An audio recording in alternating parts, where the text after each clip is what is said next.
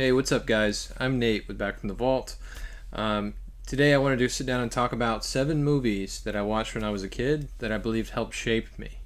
These movies I watched when I was probably way too young to be watching these movies, but they changed me. It changed the way I view cinema, the way I view the world, everything.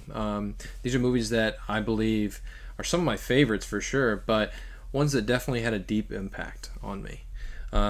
So we'll get started with The Warriors. This is the nice. Put it over here. This is the nice Arrow Video art original, I believe, limited edition.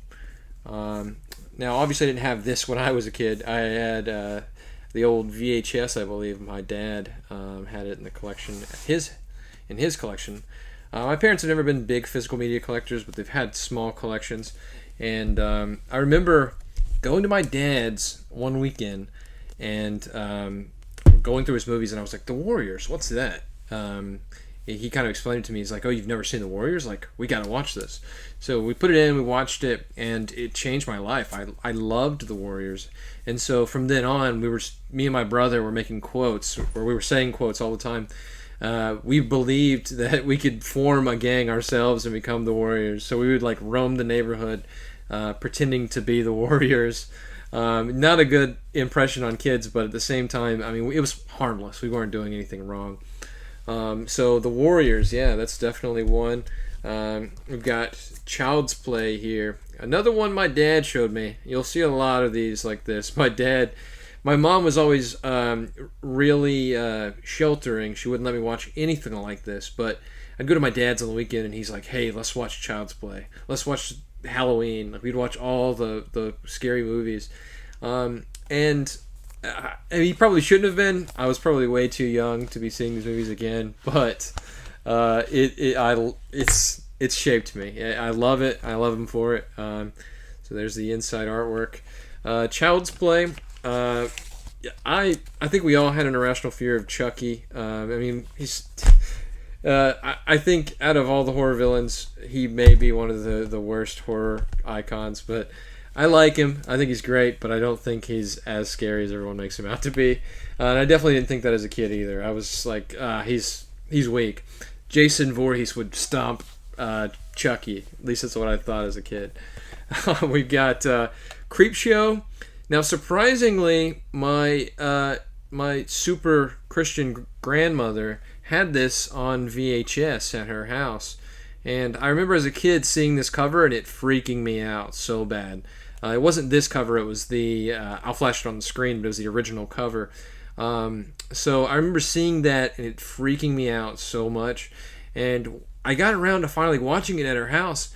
And I got to, I think, the first segment. The man comes out of the grave. I can't remember the name of that segment, but comes out of the grave, and that scared me so much. And I've never had much of an experience with horror movies scaring me, but Jesus, that like just ruined me on horror movies for a while. I was probably like 10 or 11, and it just scared me so much. So yeah, Creepshow, that's definitely one of them. Death Wish 2. My grandpa showed me this. I was very surprised that my grandpa would let me watch something like this. Of course, it was the TV version. It was just playing one night, and he's like, "Hey, Death Wish 2's on. Let's watch it."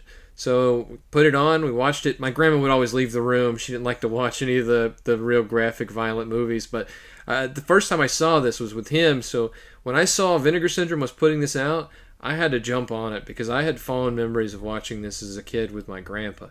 So this is actually the very first, surprisingly enough, this is the very first Vinegar Syndrome title I picked up. I'll just go out and say it.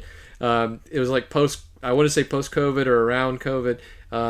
Me and my wife were just looking online at stuff. I think we were looking at movies. We had bought some Arrow titles, but she's like, I saw Death Wish 2, and I was like, I remember watching that with my grandpa. And so we jumped on it. I think I bought this and Drop Dead Fred not long after, or maybe the same package, and just took off from there, and I just kept growing the collection from then on. But this really reeled me in, and when I watched this 4K, I was blown away. Death Wish 2 on 4K, this Vinegar Syndrome release, is the best this movie's ever looked. and it is such a must own. Give a little bit of a plug to this release, but I mean, I loved it. I thought it was great. So we'll show you the back. I love this back here. Bronson's loose again. It's so good. So Death Wish 2. The next one, I've got 3 here. I'll just show all 3 as a stack because I got these all at the same time. I don't know, 13, 14. I had to have been. I don't remember how old I was. But found these at a local thrift store. And this is like the craziest thing. I never would have expected to see any of these in like an Alabama thrift store, like a local Alabama thrift store. But yeah, we've got 3 Kitano movies, Takeshi Kitano movies. We've got Fireworks, we've got Brother, and we've got Getting Any. So these are all 3 that I plan heavily. Put them on this side. I plan to cover all of these movies, if not all of Kitano's movies, because these really stuck with me. He quickly became my favorite Japanese director. Now, I've got a lot more Japanese directors that I really enjoy and that I like, but Takeshi Kitano he just killed it with these. You got 3 very different movies, but yeah, all 3 of these I found at just a thrift store. So somebody gave away their Kitano collection, and I'm not complaining because this introduced me to a new world of movies. It's always been very hard living in the South for one, but just like way out in the middle of nowhere to find like good Japanese movies. I mean, growing up, I didn't have much access to the internet, to be honest, so I couldn't just go online and buy these, and I definitely couldn't just go find them online. So finding these in person was insane. I played the Yakuza games. I'll just start with that. The Yakuza series is my all-time favorite video game series. And so playing that series and then finding these movies was just like, I don't know, it just really heightened the whole experience of finding and collecting movies. But also it deepened my love for Yakuza film and entertainment.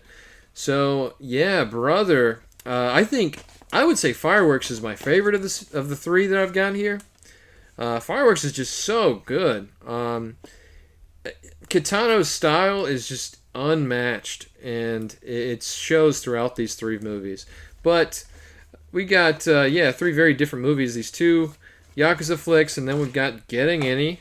And Getting Any is a comedy, kind of a slapstick like spoof comedy. It's going through and spoofing a lot of different genres, and Kitano is great in this. I don't know of many more comedy movies that he's been in, but yeah, Getting Any is an unsung gem in my opinion. All the time I'm trying to introduce Getting Any to my friends, and anytime I like sit down and watch a movie with somebody, I'm like, hey, let's watch Getting Any. I love it. It's one of those hidden gem movies that I feel like I need to show everyone. It's just so good and so over the top and crazy. But yeah, Brother, I'll say this, I'll round this out with my 7 picks here, but Brother is getting a Blu-ray from Imprint Films, and that is one I will be picking up for sure. Love Brother so much. Omar Epps is incredible in this. Takeshi Kitano is a force to be reckoned with as well. The ending is just so phenomenal. I won't give away too much, but if you're familiar with Kitano, then you're probably familiar with the ending. That's all I'll say. So, yeah, those are my 7 picks. These are 7 movies that shaped me as a person, but also, I believe, I probably shouldn't be watching as young as I did. So yeah, that's it for the video. Like and subscribe, hit the bell below to be notified on all future videos, and I guess I'll see you next time.